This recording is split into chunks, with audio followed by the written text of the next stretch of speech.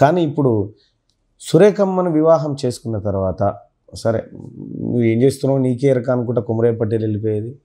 ఆ తర్వాత అత్తమ్మ కూడా అడిగేది అన్నట్టు, ఏది పటేల్ సపోర్ట్ ఎత్తలేవు అని అడగావు ఏమన్నా అని అడగని వాడేమన్నా చిన్నపిల్లగాడని వాంది బాగా తెలియదా అని ఆయన అనేది ఏమో నీకే ఎరక అనుకుంటే వెళ్ళిపోయాడు.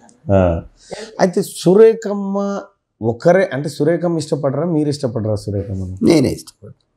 అంటే కొండామురళిని ఇష్టపడ్డ జనాలు లేరా? చాలా మంది ఉన్నారు. అంటే కొండామురళిని ఇష్టపడ్డ అమ్మాయిలు చాలా మంది ఉన్నారు. ఇదే ఇప్పుడు చెప్పినా కదా, లేడీస్ రిప్రజెంటేటివ్ ఎలక్షన్లో నన్ను ఇన్ఛార్జిగా పెట్టాడు. ఓకే జరిగింది. అగో సరే జర ఆగి కొంచెం దూరం జరుగురు మీరు ఎందుకైనా మంచిది అక్కడ. వాళ్ళ ఫ్యామిలీలో ఉన్నారు. అరే ఉండనక్క పేర్లు తీయకపోని అర్థమవుతుంది. పేర్లు తీయకుండా చెప్పొద్దు. భయపడొద్దు, కొండా దంపతులు భయపడొద్దు. కాదు ఒక ఫ్యామిలీలో డిస్టర్బెన్స్ బయటికి చెప్పలే ఆయన, మాకు ఇంట్లో వరకే చెప్పారు. ఇష్టపడ్డ వాళ్ళు చాలా మంది ఎవరు ఇష్టపడ్డా కూడా తను చెప్తారు, అక్కడేం లేదు దాపరికం ఏం లేదు. ఇప్పుడు నాకు చెప్పడం మానేసి నా బిడ్డకి చెప్తాను, ఎందుకంటే నేను కొంచెం తొలి పెడతాను మాత్రం ఏ టు జెడ్ చెప్తాను.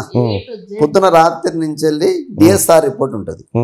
డిఎస్ఆర్ అంటే మీకు తెలుసు, డైలీ సిచ్యువేషన్ రిపోర్ట్. పోలీసు ఎస్పీకి చెప్పినట్టు సెట్లో చెప్తారు వాళ్ళు. నేను ఆ బిడ్డకు ఫోన్లో చెప్తా. పొద్దున్న నుంచి వెళ్ళి ఈవినింగ్ వరకు డిఎస్ఆర్ రిపోర్టు, ఇది చేస్తాను బిడ్డ. సాయంత్రం బీరు దాగా కానీ మొదలుపెట్టి పొద్దుటిలు చేసే పనులన్నీ వీళ్ళకి ఫోన్లు చేసిన, వీళ్ళని తిట్టినా, వీళ్ళకి పైసలు ఇచ్చిన అన్నీ చెప్పేస్తా. అకౌంట్స్ అన్ని అప్పచెప్తావు ఈవినింగ్ కల్లా మేనేజర్కి అకౌంట్స్ అన్ని అప్పచెప్పినట్టు. దాని డిఎస్ఆర్ రిపోర్ట్ అంటారు. డిఎస్ఆర్ రిపోర్ట్ అని మీరు అనుకుంటారు కానీ ఉపాధి హామీ కూలినిది. సాయంత్రం పోయి మస్టర్ వేసుకున్నట్టు ఇలాగ పని చేసినమ్మా ఇలాగ పని చేసినమ్మా అని చెప్పుకున్నట్టు ఉంటుంది అన్నట్టు రకంగా ఇంత సంపాదించుకున్నాం అని చెప్పేస్తాను.